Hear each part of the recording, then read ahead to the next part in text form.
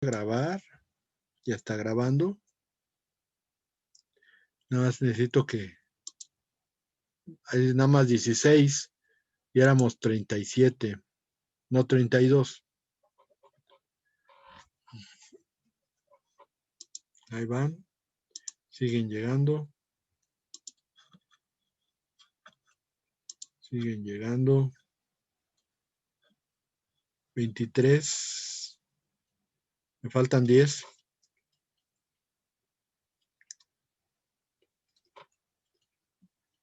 Ahí está otro.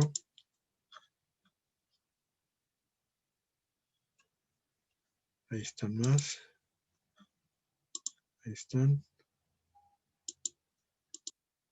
24, 25. Siguen llegando. 26.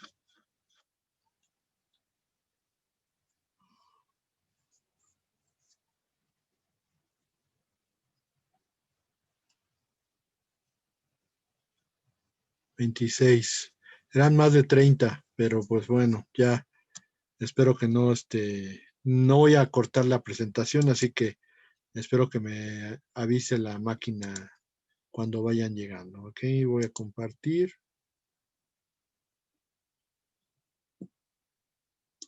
Ok.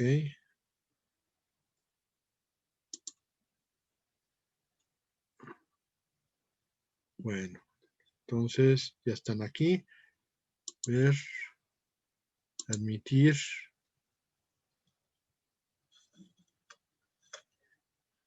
Ok, vamos 28. Ok, bueno, voy a aquí a ponerla el inicio. Es este. Ok, y vamos a hacerlo grande.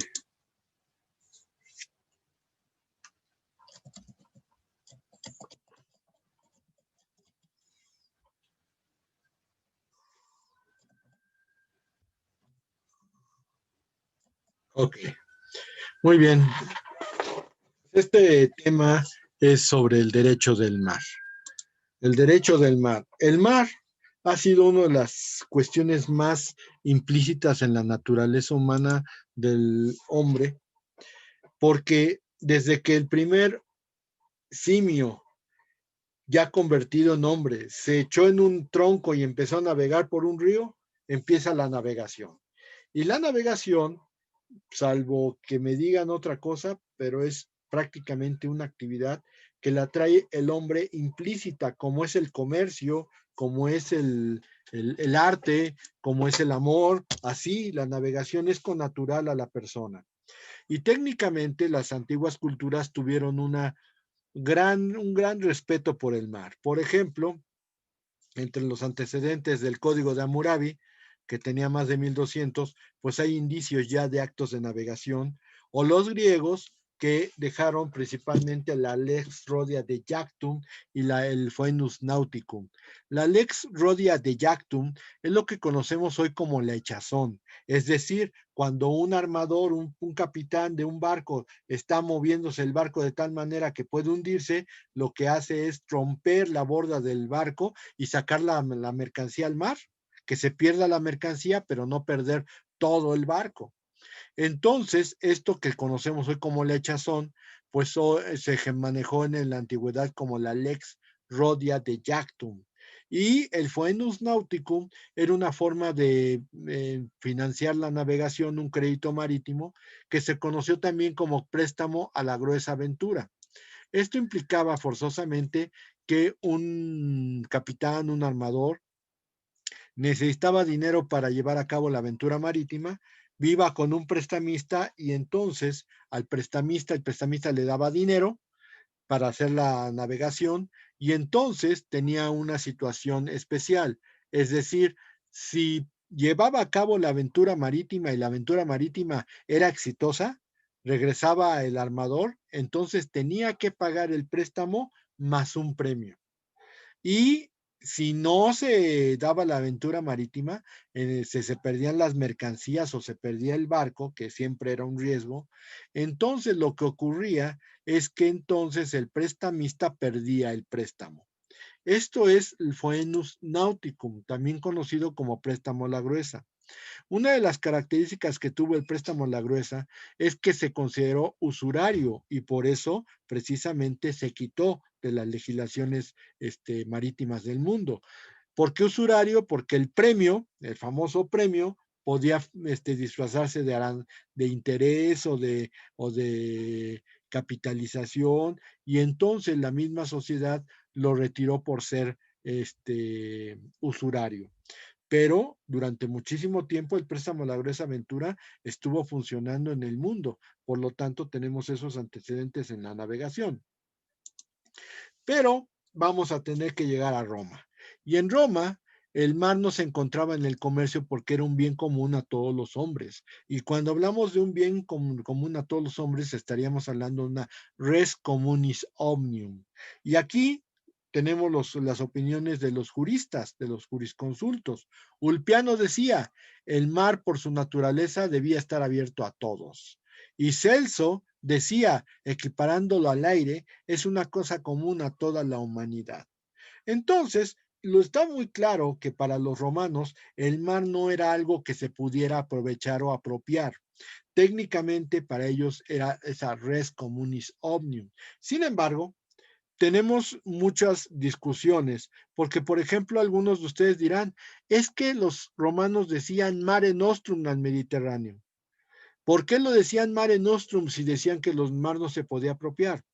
Bueno, eso tiene una explicación. Como el dominio romano abarcó todos los pueblos que se encontraban en toda la costa del mar Mediterráneo, estamos hablando desde la península ibérica, pasando por Grecia, pasando por el Medio Oriente, lo que hoy es Israel y Siria y todos esos países, pasando por el norte de África, todo eso estaba bajo el dominio romano. Y entonces los romanos le decían Mare Nostrum, no solamente como una implicación de que era de los romanos, sino era de los romanos y de todos los pueblos que se encontraban bajo su égida. Entonces, cuando nosotros estamos hablando de Mare Nostrum, no lo decían ellos como una situación de propiedad, sino técnicamente era un territorio que compartían los romanos con todos los pueblos sometidos por ellos. Y también me dicen, bueno, pero es que también los romanos tenían una gran flota. Sí, tenían flota, tenían una flota de guerra muy fuerte, pero eso también tenía una explicación. La explicación es que los romanos eran en el mar Mediterráneo comúnmente atacados por piratas. Y entonces la armada romana era para protegerse de los piratas que desgraciadamente rondaban por esos mares en el mar Mediterráneo. Así las cosas, nos encontramos con que esta misión del Mare Nostrum no es tan exacta como quisiéramos decir. Y por eso estamos hablando de que el derecho del mar debía de ser considerado como una cuestión libre, una cuestión no sujeta a propiedad. Sin embargo, cayó el Imperio Romano y llegó la Edad Media. Y tenemos a dos señores muy interesantes, uno es Bartolo de Sassoferrato y el otro es Bartolomé de Caepolla.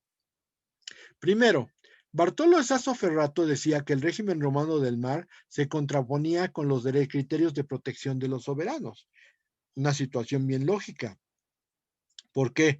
Porque la condición de que el mar era libre pegaba con la situación de que los soberanos muchas veces recibían las agresiones por parte de gente que venía del mar, ya sea piratas, ya sean otros ejércitos. Y entonces él empieza a decir que es necesario que se busque una medida de protección. Para Bartolo de Sassoferrato, la medida de protección era lo que duraba la navegación de un barco en esos años, un barco de vela, saliendo de la costa. Y resulta ser que durante 3 días de navegación era la medida que él consideraba que era la adecuada.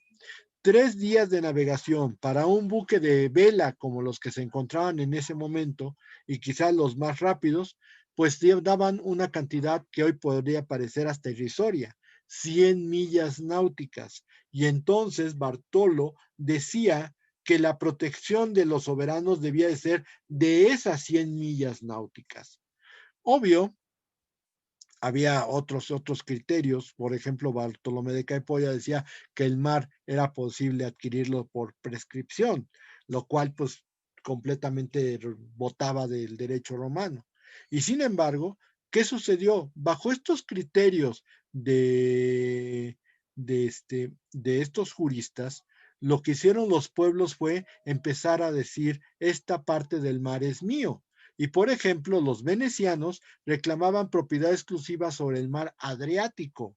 El dux de Venecia, que era el rey en esos momentos, subía cada 21 de marzo en su bucentauro, se iba a la mitad del mar Adriático y lo que decía es, echaba una corona de flores y un anillo de oro y decía, desposamus te, o maris insigni de veri perpetuic domini. Dicho de otra manera, te desposamos, mar, en señal de nuestro dominio perpetuo. Y entonces, ¿qué quiere decir? Pues los venecianos consideran que el mar Adriático era suyo porque era casi como su mujer, su esposa. En el caso de los genoveses sostenían que el mar Ligurio era parte de su territorio. Y hay cosas muy interesantes al respecto. Por ejemplo, hubo un caso en el cual una infanta española se iba a casar con el rey de Hungría y resulta ser que tenían que pasar por el mar Ligurio y de pronto les hace parada la flota genovesa y le dice, no pasas. No, pero es que llevo a la infanta y se va a casar con el rey de Hungría y tengo que pasar por aquí. Y le dijeron los genoveses, pues no pasas. Sí te damos chance de pasar, pero baja tus banderas. Ay, pero es el rey español, ¿cómo voy a bajar mis banderas? Pues no pasas. Ay, pues no las bajo, pues si no las bajas no pasas. Y entonces, imagínense, 3 meses, la pobre infanta trepada en el barco sin poder llegar a la zona con su futuro marido. Imagínense, 3 meses, pues si de por sí en el mar no se puede uno bañar, ahora imagínense 3 meses encerrada en un barco sin poder pasar. La solución fue muy discutible, pero fue la solución que le encontraron. Bajaron a la pobre infanta española, la subieron en un buque genovés con la promesa de que no le iba a pasar nada y el buque genovés la llevó hasta la costa, pero el buque español jamás pasó. Y así como eso, tenemos que los suecos y los daneses alegaban derechos exclusivos sobre el mar Báltico, los ingleses sobre el mar del Norte. Y así se generó una discusión sobre si el mar era apropiable o no era apropiable. Así las cosas, llegamos al 12 de octubre de 1492. Como ustedes saben, el 12 de octubre es la fecha del descubrimiento de América por Colón, que tenemos que ser sinceros, o sea, seguramente no fue Colón el primero que llegó a América.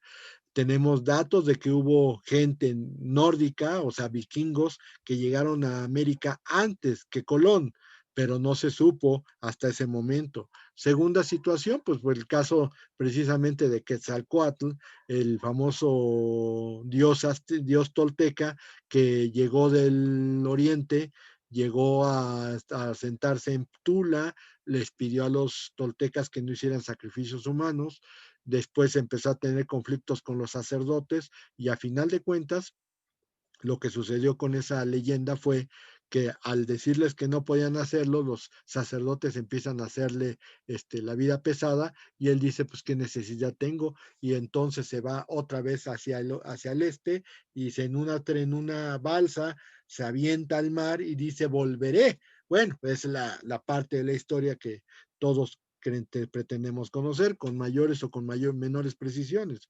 A final de cuentas, cuando dijo volveré, pues cuando llega Hernán Cortés lo confunden precisamente con Quetzalcóatl porque llega precisamente por el lado este y aparte pues traían entre ellos a Pedro de Alvarado, que era una persona alta, de pelo rojo, blanco. ¿Saben como quién se me figura? Como Piqué, el defensa del Barcelona. Si han visto a Piqué, así debió haber sido Pedro de Alvarado. así pelo rojo, barbado, alto, y obviamente cuando les dijeron a los aztecas, es que ya llegó Quetzalcóatl, pues ellos nada más tienen la referencia de, era blanco con barba roja. Nunca le dijeron, era blanco con barba roja y parecía vikingo. Pues no, nunca le dijeron eso. Entonces ellos, Moctezuma piensa que lo que llegó a la costa de Veracruz, pues es Quetzalcóatl. Todo el misticismo que eso trajo. Pero bueno, el 12 de octubre de 1492, América es descubierta por Cristóbal Colón. Y no más de un año, porque ni siquiera un año cumplió, el 3 y el 4 de mayo de 1493, el Papa Alejandro VI el Borgia, dicta dos bulas que fueron muy discutidas y que siguen siendo muy discutidas. La primera se llama Intercátedra, el 3 de mayo de 1493, en la cual determinaba que se iba a partir el mundo a partir de la línea de Azores. La línea de Azores es lo que nosotros conocemos como el meridiano de Greenwich. Y entonces todos los territorios encontrados hacia el oeste iban a ser para España, todos los territorios encontrados hacia el oriente iban a ser para Portugal. Durante esta bula, la idea es que es la famosa división del mundo en dos, pero solamente entre dos reinos que seguían conservando de alguna manera la fe católica, España, Portugal. La segunda, la Divinis Redemptoris Sinceritas, es una bula principalmente caracterizada porque es la obligación que tienen los reyes españoles de cristianizar a todos los naturales que se encuentran en esos territorios. Todavía no se sabía que había un continente. Hay que recordar que después de 3, 4 viajes, Cristóbal Colón es regresado a España. En España le arman un proceso por malversación de fondos, por administración ruinosa, y desgraciadamente cae en la cárcel. Durante muchísimo tiempo está en la cárcel, sale de la cárcel nada más para morirse pobre y en la miseria. Bueno, si está pobre está en la miseria, pero bueno, o sea, se entiende la idea. Y técnicamente muere sin saber que había descubierto un continente. Precisamente por eso no se llama Colombia, porque es como darle el nombre de un criminal. Es una situación que uno no entiende, pero pasó. Y entonces es Américo Vespucio, casi sin, dos, dos siglos después, cuando él dice, no, es que estas tierras no son las Indias Orientales, esta tierra es todo un continente. Y como Américo Vespucio descubrió que era un continente, el nombre se llama América en honor a Américo Vespucio, que vuelvo a insistir, pues tampoco tiene mucho que, que decir. El derecho del mar hasta ahí, pues está entre la discusión sobre si el derecho es apropiable, si el mar es apropiable o el mar no es apropiable. Sin embargo, llegamos al momento en la batalla libresca. Obviamente la situación de la distribución del mundo por el Papa en las bulas que ya comentamos empieza a ser muy discutida y como dicen, para que la cuña apriete tiene que ser del mismo palo. ¿Y quiénes son los primeros que empiezan a discutir sobre la legalidad de las bulas papales? Pues precisamente los religiosos. Y entonces Francisco de Vitoria, que ustedes saben que es el padre del derecho internacional, es el primero que habla sobre todo este fenómeno. Primero, habla de que el Papa no puede estar repartiendo lo que no es suyo. Una idea que después retoma Vázquez de Menchaca de que, pues si Dios es el dueño del mundo, ¿por qué no viene a repartirlo él? ¿El Papa qué? El Papa cuando hizo méritos para quedarse con toda la propiedad. Por lo tanto, pues no es válida la división del mundo que hizo el Papa en las bulas. Y miren que es un religioso el que está diciendo, pero tampoco está diciendo cosas que no son ciertas. Ahora bien, desgraciadamente, Francisco de Vitoria manifiesta su oposición a que los españoles le hagan la guerra a los naturales americanos, principalmente porque dice, ellos eran señores ahí y cuando tú eres señor de un territorio, tú no tienes por qué irte no tienen por qué irte a hacer la guerra porque eres el rey, eres el señor del territorio. Y él empieza a hablar de que los indígenas deben de ser personas cultas, que se les debe permitir seguir sus idiosincrasias, seguir sus costumbres, pero en una última reelección, él empieza a decir, pero bueno, es que a mí me sorprende mucho de lo que se dice de la gente de allá, que comen personas. Bueno, eso es cierto, o sea, sí hay datos del canibalismo entre los aztecas. Por ejemplo, ese famoso pozole, ese guiso tan rico que ustedes degustan en fiestas patrias o en ceremonias que son importantes porque se considera que deben ser días de felicidad, pues se hacía con pierna de esclavo. Los españoles conservaron la receta, pero en lugar de ponerle carne humana, ¿qué le pusieron? La carne que más se parece a la humana. ¿Y cuál es la carne que más se parece a la humana? La del cochinito, efectivamente. Entonces, cada vez que ustedes comen su pozole, con su piernita de cerdo, con su costillita o con lo que sea, pues nada más imagínense que así sabía el pozole de esclavo, pero bueno, eso ya es cuestión de ustedes. Lo que sí es que, a final de cuentas, él trata de decir, bueno, pero tampoco me puede echar tanto al Papa encima, pues él era padre también. Y obviamente, pues se metía con la Inquisición y la Inquisición le iba a quemar en leña verde. A final de cuentas, sí justifica que se cristianice a los nativos, porque a final de cuentas hacen cosas horribles. Ya decíamos nosotros, el pozole con pierna de esclavo. Y de ahí Vázquez de Menchaca, en su libro Controversias, habla de la libertad de los mares. Y uno de los puntos fundamentales de la libertad de los mares es que él dice que los mares son un jus communicationis. Ojo, ¿qué es un jus communicationis? Es una cosa común a todos porque es un medio de comunicación, no tanto un derecho de comunicación, al término está mal utilizado, pero un medio de comunicación. El mar contacta a los pueblos, no los separa. Y entonces resulta ser que el verdadero creador de la batalla libresca es Hugo Grocio. Hugo Grocio, como ustedes ya sabían, trabaja para una empresa portuguesa y en la empresa portuguesa, que tiene muchos problemas con España, le pide que haga un estudio sobre el derecho de presa. Y entonces, de Jure Prede es la obra principal. De ahí se deriva un capítulo. Y el capítulo se publica como un libro aparte y llamándole Di Jubare Liberum, es decir, del mar libre. ¿Y qué es lo que dice en el mar libre Hugo Grocio? Pues lo más lanza ante los tres principales personajes de la época: el Papa, el rey de Inglaterra y el rey de Portugal. Al Papa reproduce los criterios de Vázquez de Menchaca diciendo, el mar es libre, el Papa no puede andar repartiendo el mar, el Papa no puede estar repartiendo territorios que son prácticamente de Dios. Si Dios quiere repartirlos, vendrá y los repartirá, pero el Papa no tiene ninguna facultad para hacerlo. ¿Ok? El rey de Portugal, el mar es libre, tú no tienes ningún derecho para cobrar tributo sobre el mar del norte. Hay que considerar que Holanda se encontraban prácticamente en la ruta del mar del norte para salir al Atlántico. Y hay que recordar que después de los franceses y de los ingleses, la principal potencia marítima de ese momento eran los propios Países Bajos.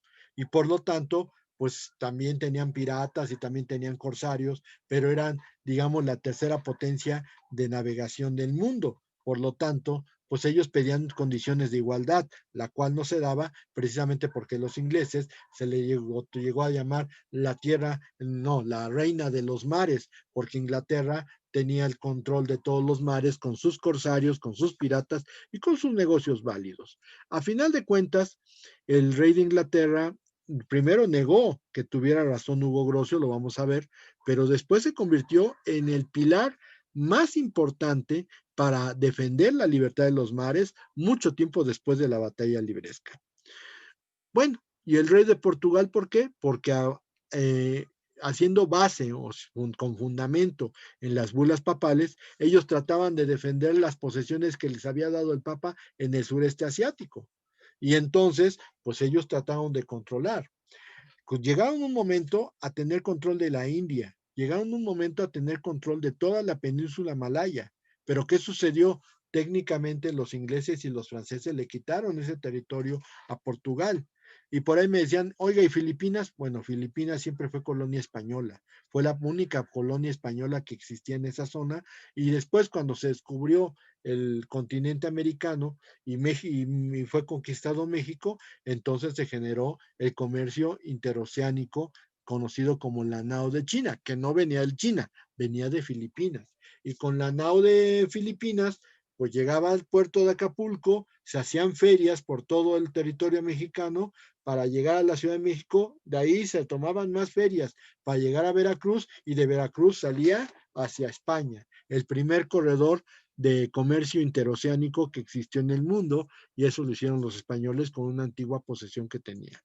Bueno, ¿por qué se llamó batalla libresca? Porque la batalla libresca ocasionó una escritura de libros y libros y libros, y un libro atacaba al otro libro y el otro libro y el otro libro, y se atacaban. Y por ejemplo, por dar solamente un ejemplo, porque hay muchos, John Selden, inglés, hizo un libro llamado Mare Clausum o Mar Cerrado, donde justifica, por ejemplo, la posición del rey de Inglaterra para cerrar en Mar del Norte. Fray Serafín de Freitas, también fraile portugués, justificaba en su libro Di Justo Imperium Lusitanurum in Asiatico, que dicho en español sería del justo imperio lusitano en Asia. Y en ese justificaba que el Papa había dado los territorios a Portugal, y que por lo tanto Portugal tenía derecho a cobrar y a tener el dominio del mar en esos lugares. Bueno, pues escribieron libros y libros y libros, y total eso duró cerca de 200 años, hasta que llegó la persona que terminó con la batalla libresca, que también es viejo conocido de nosotros, Cornelius van Winkelried. ¿Qué hace Cornelius van Winkelried? Pues escribe Di Dominio Maris Dissertatio. El Di Dominio Maris Dissertatio, o disertación sobre el dominio del mar, es el primero que empieza a decir, bueno, sí es cierto que el mar debe ser libre, pero los monarcas sí necesitan una franja de protección. Esa franja de protección se tiene que hacer con la fuerza de las armas. Y entonces se saca la idea. Un cañón, que era el arma más sofisticada de esos años, disparada desde la playa, lanzada, implicaba 3 millas. 3 millas náuticas, muy lejos del Mare Nostrum de los romanos, muy lejos de los 100 millas de navegación o los 3 días de navegación de Bartolo. 3 millas entonces se consideraban que era lo que una flota, un territorio debía extenderse al mar para poder defender los territorios del soberano. Y entonces Van Winkelried lo que hace con esto es ya darle una determinación a lo que posteriormente se conocería como mar territorial. Y entonces estuvo la situación de dejarlo en 3 millas náuticas, porque eso es lo que abarcaba el disparo de la bala de cañón. ¿Ok? Muy bien. Hasta aquí lo vamos a dejar por el día de hoy, porque ya nada más nos quedan 12 minutos, y mejor me voy a dedicar a contestar preguntas, porque seguramente están son muy curiosos al respecto. Así que, pues si tienen preguntas, vayan poniéndolas en el chat para poderlas contestar. La próxima clase ya hablaremos ya del convenio, y empezaremos a ver figuras actuales de derecho del mar.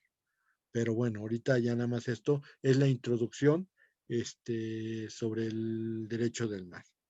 ¿Ok? Muy bien, estoy esperando sus preguntas. Son 12 minutos, aprovechenlos bien, ya menos porque ya son 11.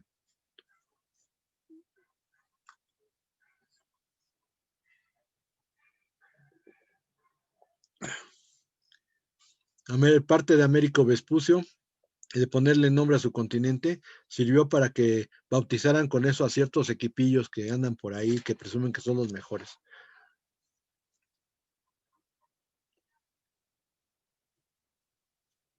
Lo cual no es cierto, ¿verdad? ¿No hay dudas?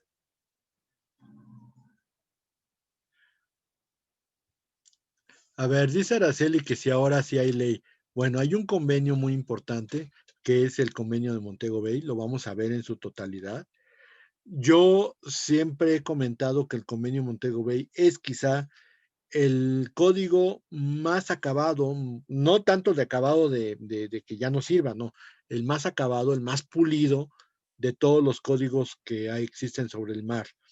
Y técnicamente tiene muchas cosas importantes, es la regulación actual sobre el derecho del mar a nivel internacional. Aquí en México existe una ley federal del mar en donde regula precisamente todo lo que es zona económica exclusiva, zona mar territorial y zona contigua.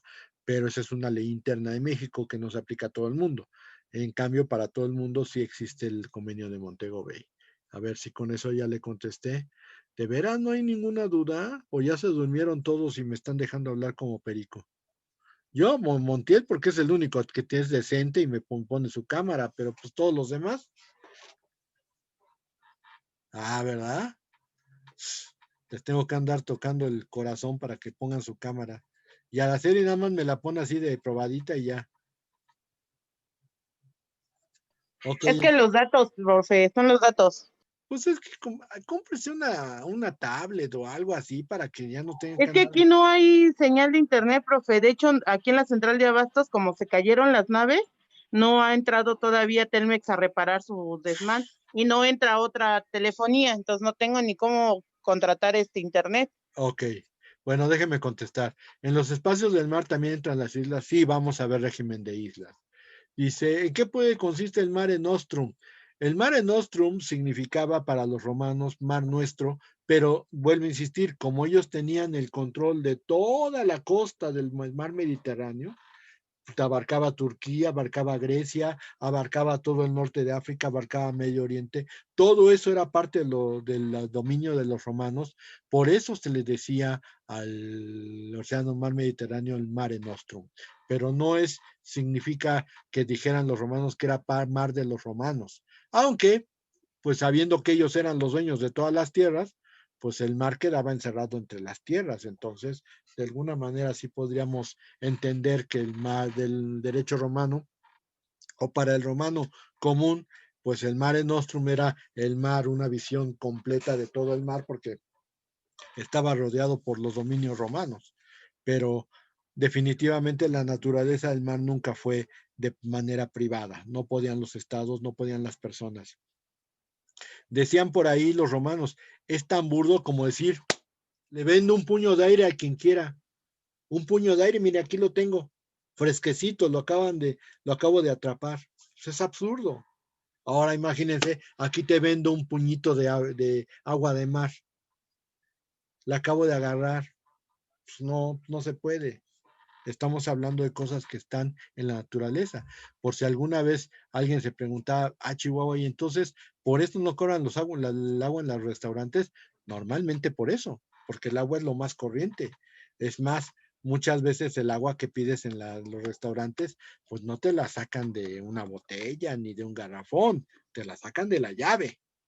Claro, tienen en la llave este purificador y se supone que el agua es pura, pero si tú quieres un agua embotellada, sí, te va a costar porque está embotellada. Si tú pides el agua así, esa no te la cobran. ¿Ok? Como la piden agua de grifo, ¿no? Creo que sí escucho Pues cuando lo sí, llegan a pedir. no, nada más pide un vaso de agua, pues sí, porque si quiere usted purificada, pues ahí la tiene enfrentito en la mesa, pero el agua no se cobra en los restaurantes porque se supone que es agua de la llave, no es algo que haga el restaurante o que tenga el restaurante que hacer. Y aparte, pues tienen una purificadora, o sea, tienen un filtro que se supone que cuando hacen el café, pues no crea que usan agua especial, usan agua de la llave, pero está purificada con los filtros, pero pues esa es la razón. ¿Ok? ¿Ya nada más? Uy, qué poco curiosos salieron. Me preguntaban más en el otro grupo. Bueno, ok. Bueno, con esto terminamos la primera parte. Seguramente va a haber 3 partes de esto. Este, lo vamos a ver, todo eso lo vamos a ver, Almaguer. Todo eso lo vamos a ver porque vamos a ver cómo se hace el paso inocente. el régimen de los estrechos, porque hay un régimen para los estrechos, también régimen de, ese casi no lo toco mucho porque no viene en el convenio, pero es el régimen de los ríos, en la navegación en alta mar. Todo eso lo vamos a tocar. Entonces, eso va a ser yo creo que la próxima clase. ¿Ok? Muy bien. A ver, Santiago, te estamos durmiendo usted, hombre. A ver, dígame.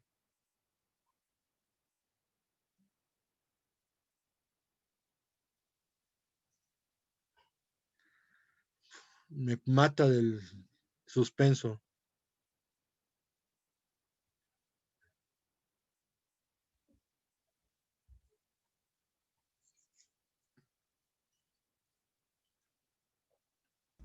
Mejor se la digo así porque Se tarda no sé cómo. mucho. Pues sí, Sí, venga, no, venga. no creo que haya habido un registro de, por ejemplo, las culturas prehispánicas sobre el mar, ¿no? Así como, por ejemplo, hablamos de los griegos y romanos, Ajá. aquí en el antiguo continente, no, en el nuevo continente, pues, ¿existió algún registro?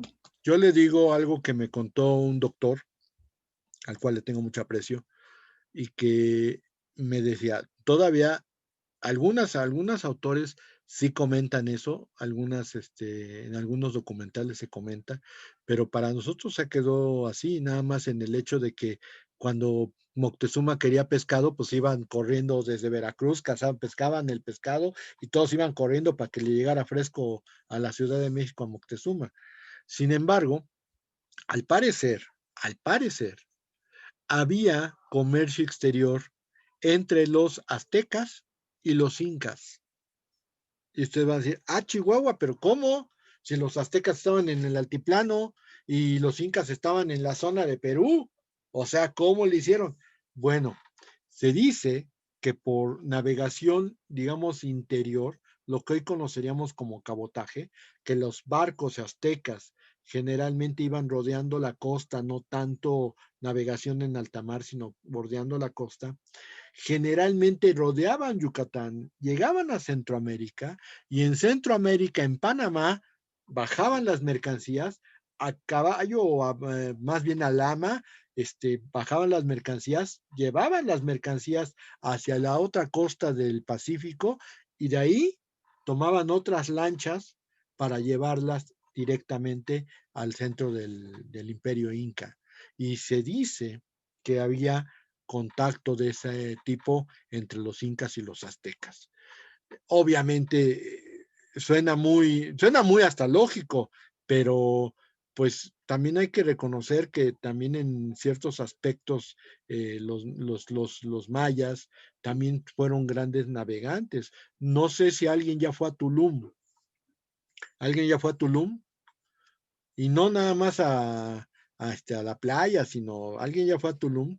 Tulum es toda una obra de ingeniería que permite en un momento dado y en la noche, cuando ya está llegando el atardecer, manda una señal luminosa hacia el océano para que los barcos llevieran y dijeran, es por aquí y pudieran entrar al puerto de Tulum, porque Tulum fue un puerto. Entonces, a cierta hora de la tarde, bueno, en el día no había problema porque se veía dónde está la entrada, pero en la tarde, cuando se iba poniendo el sol se reflejaba de una manera tal que inmediatamente decías, caray, ahí está la entrada. Oigan, señores, ya me voy a tener que ir. Ya voy a tener que, porque tengo menos de un minuto, es más, me quedan como 30 segundos. Ok, si quiere, lo seguimos comentando la próxima clase, Santiago. Pero bueno, o sea, existen esos antecedentes, aunque nunca se va a poder saber si éramos buenos navegantes o no. Nos vemos el viernes, prepárense para el brindis y nos vemos entonces el viernes. Bye bye, cuídense mucho. Hasta luego, profe, buenas noches. Hasta luego, profe, buenas noches. Hasta luego.